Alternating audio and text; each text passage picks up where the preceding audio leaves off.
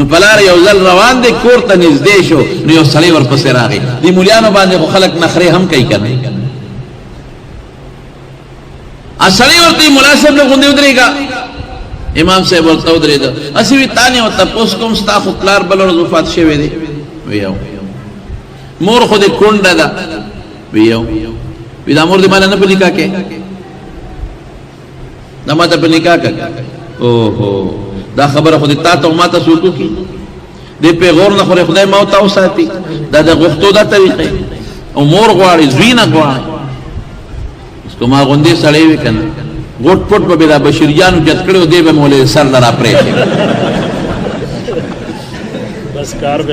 نو بس ولېږه چې غونډ د اخرت ته په یو منټ کې ورسوم چې داسې غر دله راوبروم چې یاد وساتي ویلی شي تاسو ته څوک دا خبره وبکي د زندګۍ ټول عمر کې دا خبره درته څوک وکړي والله چې سر وله مات کړي چې ستا مور کونډه ده او پلار دې مړ دی او ما ته په نکاح کا امام صاحب الحلیم دې بس یو بله واقع ذهن کې راله یو ورځ راغی د غرمې وده شو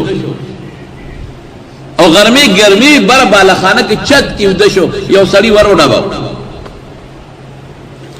حالانکه د شریعت او د دین مسله دا ده چې چا سره ملاقات کې دا هغه د ملاقات وخت به ګوري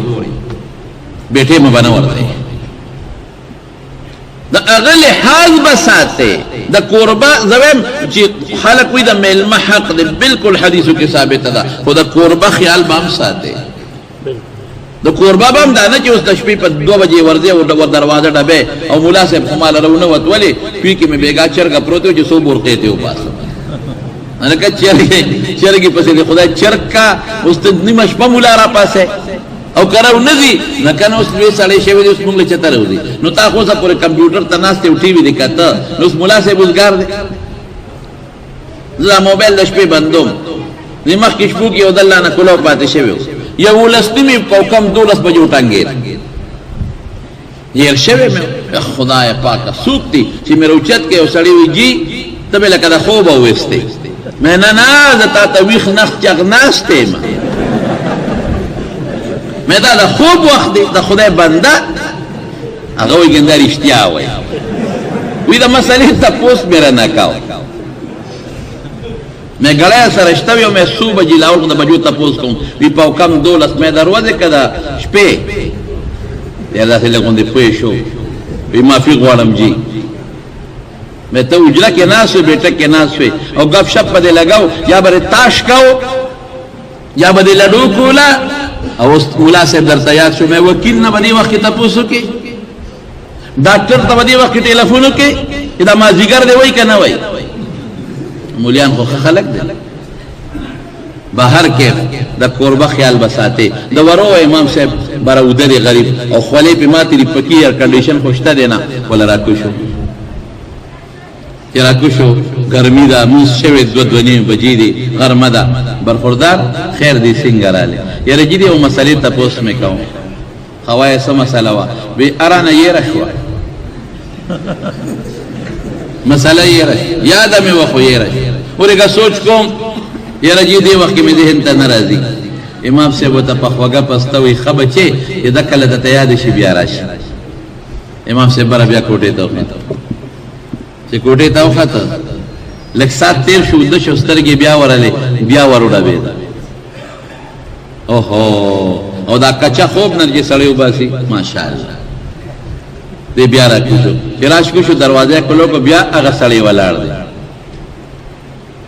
ویجیغه مسله می یاد شونه بیا عالم خوایا خو سپورې خو می یاد وا په دې لاره اخرانه بیا یې راشو رښتیا وا چې تاسو سره سودا کارو کې جل ګور سره کې مخبر شي جان والا معاملې به هغه لو به خدا بچي چې بیا دې کله یاد شي نو بیا راشه بیا لا وسړی خصو کې ته ولاړ دی چې لک سات تیر شو او بیا ود شو بیا دروازه واله امام صاحب بیا ولا راکوش چې راکوش ورته څنګه بیا غا ولاړ دی بچي څنګه ویګه مسله می یاد شو خوایا سم مسله ده وی مسله دا ده چې یاره د انسان د لوی او د سماته دا خوب دی او که تاریخ دی مثلا آشنا مسله ده لیو دسمات خوب دی که تریخ دی نو که ما ته ویلې وې که نه نو ما به ورته څه وې ما به د ټټۍ ته ننوځه او ښه مضبوطه دماکه وکړه لیو دسمات ښه ډېر وکړه او بیا وسکه مونږ ته به معلو وی اوس دې خبرې خو همدغه جواب یې مناسب امام صاحب ورته څه وایي ای بچی چې تازه نو خوږ دی او چې اوچ شي نو بیا تریخ دی تازه نو خوږ دی او چې اوچ شي نو تریخ دی سړی ورته څه وایي وی تا سکلی دی بل څومره سپک الفاظ انسان تا دا سپک الفاظ وی اغه انسان تا چې کم انسان ټول او رز د رسول الله مبارک په حدیثو کې مصروف دی اغه انسان پورې دا ټوکه کوي چې کم انسان نظر ټول او رز د رسول الله مبارک په حدیثو کې او د قران په استخراج د مسائلو کې دی اغه انسان سره دا کرتب کیږي چې کم انسان ټول خپل رب سره جړاګانې کوي دا سوچ مونږ نشته مونږ قدر کوو خو د موټر قدر کوو مونږ قدر کوو خو د بنگلې قدر کوو مونږ قدر کوو خو د جایداد قدر کوو مونږ قدر کوو خو د کارخانه قدر کوو او کا د مسلمان د قدر د خدای نه منې کوي خو قدر د پټکی موکا الکه خبر ټیکوم که غلطه کوم قدر د هغه چاو چې د چا په سینه کې د الله قرآن پروت دی ولی رسول الله مبارک دغه انسان متعلق وی چې د ما په امت کې بهترین خلق دوه ډلې دي یو هغه چې سینه کې د خدای قرآن پروت دی بل هغه چې د شپې نور خلق ودي او د الله ته ودرېږي په سلګو ورته جاړي امام ابو حنیفه کې د دواړه پراته دي د قرآن حافظ هم د سینه کې د قرآن الفاظ هم پراته دي د قرآن علم هم سینه کې پروت دی او د شپې جړام په سترګو کې او په زړه کې پراته ده بی بی وی بی بی چې کله به تهجد وکړل نو قبلې ته به مخ کړی منظر مې اوس هم په سترګو کې دی بی بی وی د امام ابو حنیفه رحمت الله علیه بی بی نو قبلې ته به مخ کړی نو اوږده ږیره وه او تکه سپینه وه نو هغه ږیره به یې داسې د لاسو کې ونیوه او په چغو په سلګو به په ژړا شو او یا الله ابو حنیفه تش لاس تعالی در روان دی خدایا ابو حنیفه سره ګوري اسم نشتا الله یو شی دی چې ډکی د ګیری سپین دی د ابو حنیفه د دې سپینو ډکو لحاظ بساته د جړه کې به بانګو ویل شي داسې سړي سره دا نخري کېږي دا ټوکې نه علماء پسې شروع دي دا ټوکې نه ګیری پسې شروع دي ما ته مخکې پرون نه بل ور دی ولا ټلیفون پرون نه بل وجیتا نه یو وظیفه غوښته و خو هغه وظیفه کارو نه کوي ډاکټر نه کلار شي او نسخه دی ولي کې او کارو نه کې نو بیا وته دا نه و چې هغه پیس واپس راکړه هغه خپل وسو په نو دارو پتا برابر نه کړو موږ سوکو او وظیفه کارو نه کو نو ما تو خاندل مې ولې هغه ټلیفون هغه پیسې 2 روپے واپس غواړي سره نه وی دا مطلب مې نه دی کبل راته وخه مې څه د پاره مانه خو یې ردا یره وی چې مور مې چا کرم دي وی خلک ورته وی استاد وی شیخ کوړې دی لور نه ورکو څونه سپک لفظ دام نه چې ګیره د پما دام نه چې شیخ دی څورته وی شیخ کوړې دی اګیره استهزاء بشیر په قلار کې نه خدي نشتا پارام کې شیخان رسول ګیره ورکړي خدي ورکړي چا شیخ کوړې اګیره استهزاء دا چنه دې چنه مولانا بي جگر سے بلا خبره کولا دا چنه مړې دا چنه مړې مې دا غنه ورېدل ولې دا ملکم طرف ته لاړ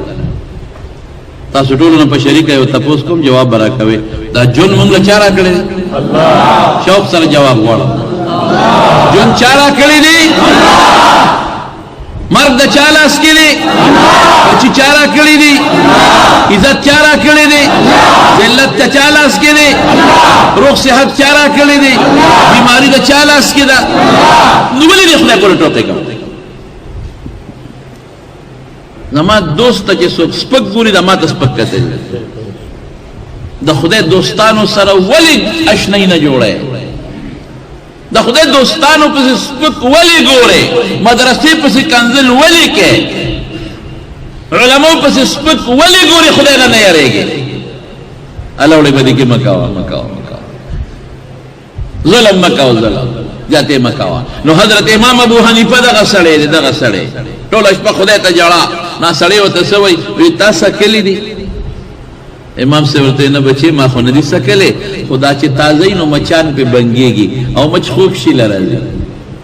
نو معلومیږي دا چې دا شی خوب دی. او چې کله اوچ شي نو مچان بیا نه راځي ورته، نو معلومیږي دا چې بیا خوند بدل شي. سړی فوراً ممکن ده چې خدای نیولې وي، خو چلې وکړو زر امام صاحب پو باندې لاس کېښود، معافي غواړم جی معافي غواړم، خو تاوان دې راله راکړه، ډېر لوی تاوان دې راله راکړه بچې، ما دله سنګ تاوان راکړه. وایي دا د یو جومات کې ناستو نو په دې باندې باسو چې امام ابو حنیفه ډېر صابر سړی دی او که سفیان ثوري ډېر صابر سړی دی.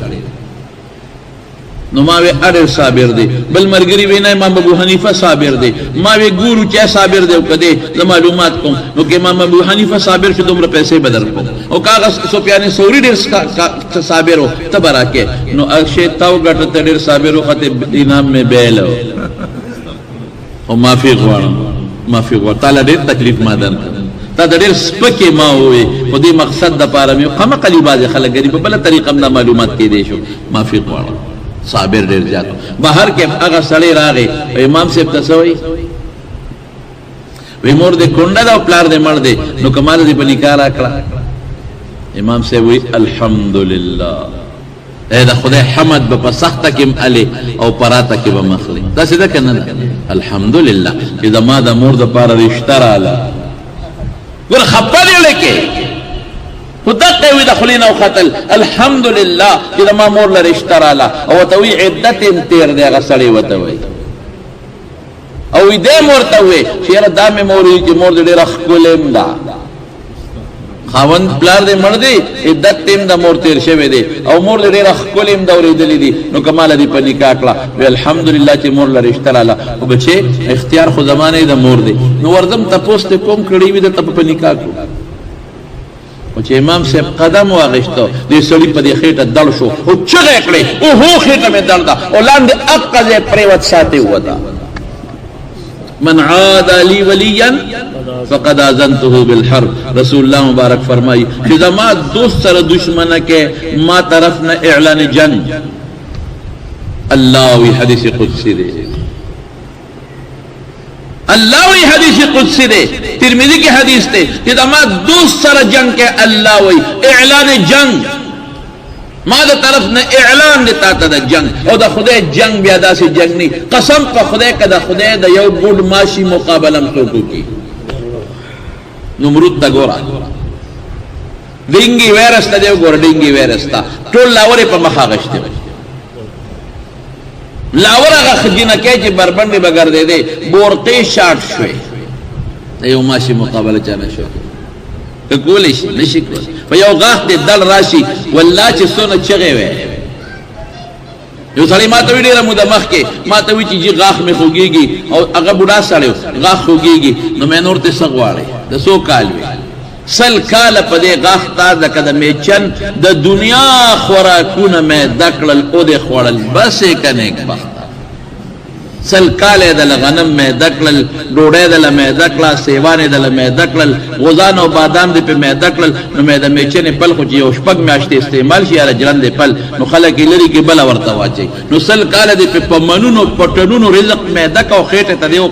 دننه کړه. ته لا بیا د خدای شکر نه ادا کوې؟ خدای مونږ سره څونه ښه کړي، څومره الله مونږ سره احسان کړی. یو کتاب مې کته نو هغې کې لیکلي چې اوس هلک و د هغه پیدایشي دا د سترګو باڼه نو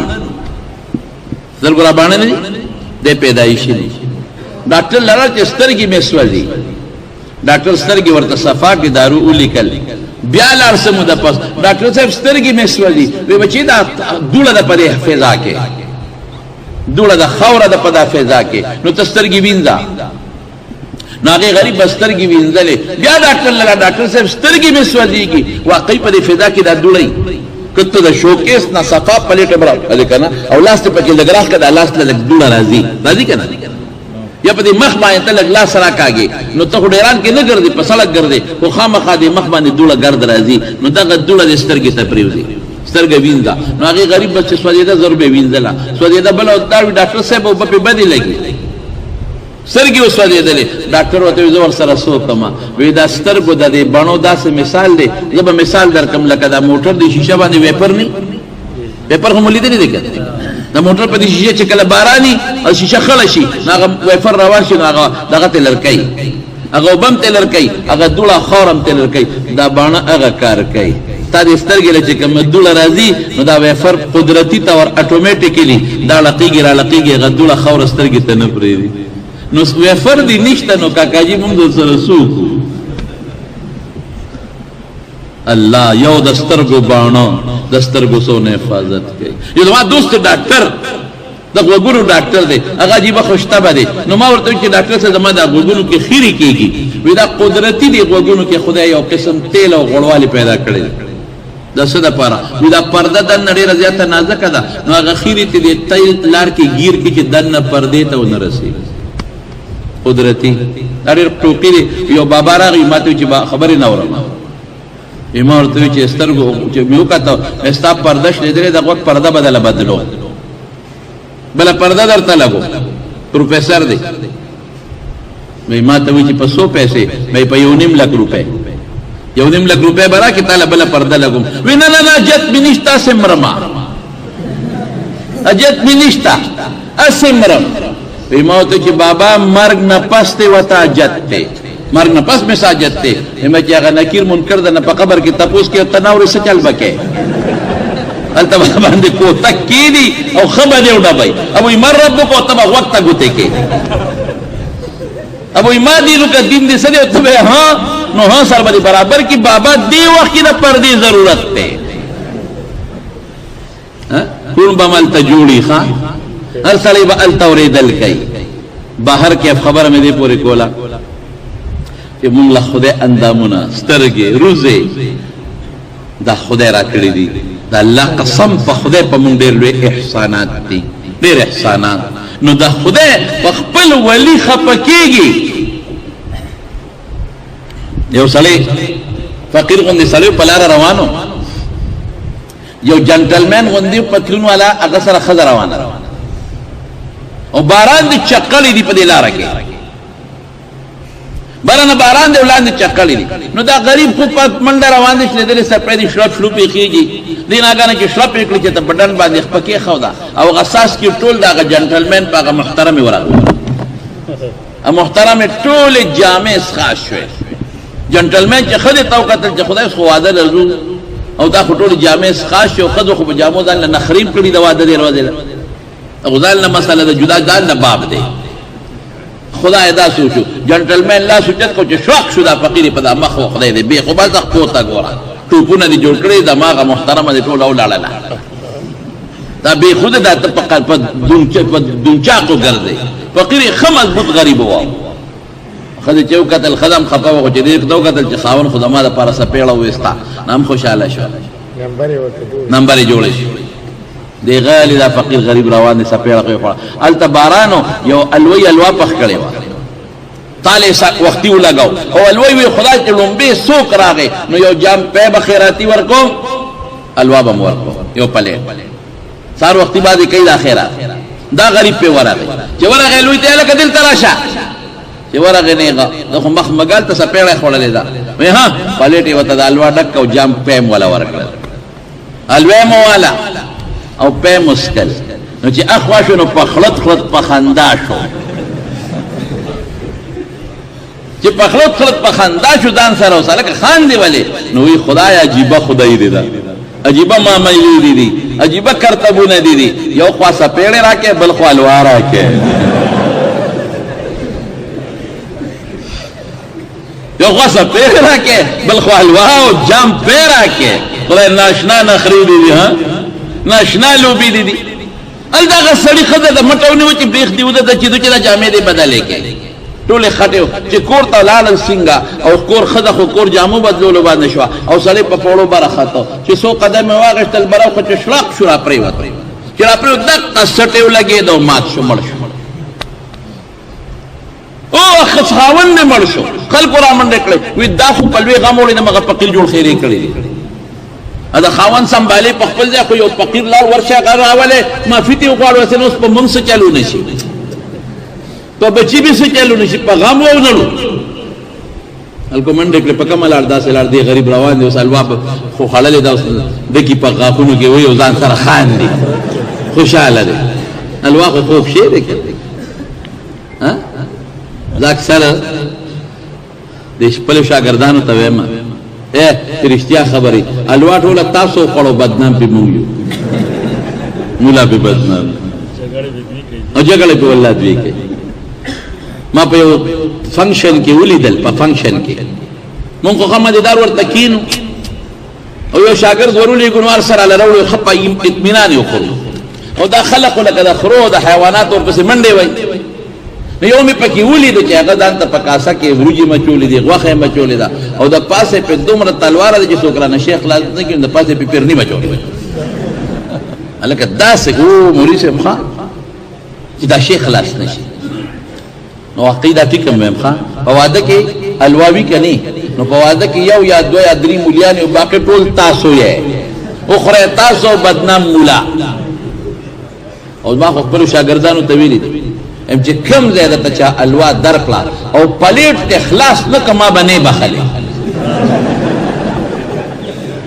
اخره پورې به شی ځای ته رسئ چې په ګوتې وساتئ ولې اصل پې بدنام وي نو کمبخته ولې نه خورئ که لږه وخورئ خلک وایي مولا خلاصه کړه خورا او زه کله وایم په دې حلوا کې خوراک کې زمونږ ثواب کېږي او ستاسو پکې نه کېږي نو زما یو ملګری دی هغه وایي ګوره ځان ته ترخزو واله خو یو حلوا د ستا ثواب کېږي او زما نه کېږي ولې څه جهل دی پکې مې ګوره ته د سویټ ډش په نیت خورئ د عظمې په نیت یې خورئ او زه چې خورم زه په دې نیت خورم چې کان رسول الله صلی الله علیه وسلم یحب الحلوى والعسل له حضور پاک حلوا خوښه او شاتم خوښ نو دې د پیغمبر د خوښې په نیت خورم ځکه زما ثواب کېږي دې نه پس که شات خورئ او که حلوا خورئ نیت به څه کوئ چې دا د حضور پاک خوښه قسم په الله حضرت انس رضی الله تعالی عنه هغه یو ځل مو روټۍ خوړله روټۍ کې د کدو ډکرې پرتې دي د کدو وی رسول الله مبارک د کدو ډکرې خوښې وې روچتولې به نو چې زه پوه شم چې دا خوښې دي نو ما به د خپلې مخې نه د کدو ډکرې راغېښتې او د حضور پاک مخې ته به مې کېښودې وی قسم په خدای چې هغې نه پس مې کدو ډېر زیات خوښ دی دا زموږ علما لیکي چې د رسول الله مبارک د عادیاتو اتباع دا زموږ دپاره سنت ده نا سړی ورپسې لاړه وي ته کاکاجي دلته راشه او ځان سره خاندي چې خدای سپېړې م خورم حلوا م خورم سپېړې م خورم او ګرم پی م خورم ځان سره خاندي سړی لاړ وي دلته راشه وي دغه سړي ته چا ووالې وي یو وي خیرې دې ورته وکړې سړی خو مړ شو وي ما خو خیرې نه دي وي نه نه درته څه نه وایي معافي ده نه غواړي وي ما نه څه نه غواړي خیرې دې وکړې وی قسم په خدای که خیرې مې کړې وی سړی ولې مړ شو وی سړی ځکه مړ شو وی زه د خدای دوست وم د چا دوست وم د الله زه ووالم دې سړي او زه د خدای دوست یم نو الله په خپل دوستانو خفه کېږي د ماله سپېړه راکړه خدای غله سپېړه ورکړه که خو د ده سپېړه هغه وه وی د ما مخې لږ سور کو او د خدای سپېړه هغه ده چې هغه یې ذوالقندار ته ورسوه بلې من عاد لي وليا فقد آذنته بالحرب علماء سره مینه کوي علماء سره محبت ساتي علماء سره قدر کوي د علماء لاسونه ښکل کوي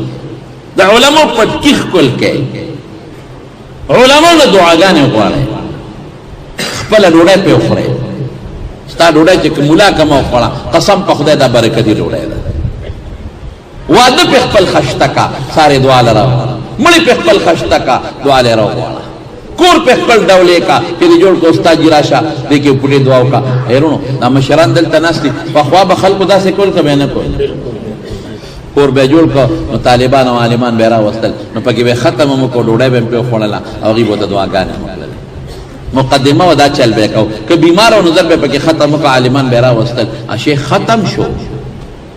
اوس هغه سیز پسې څوک نه دي نو پیسه شته خو برکت نشته دولت شته خو ټینشن ختم نه شو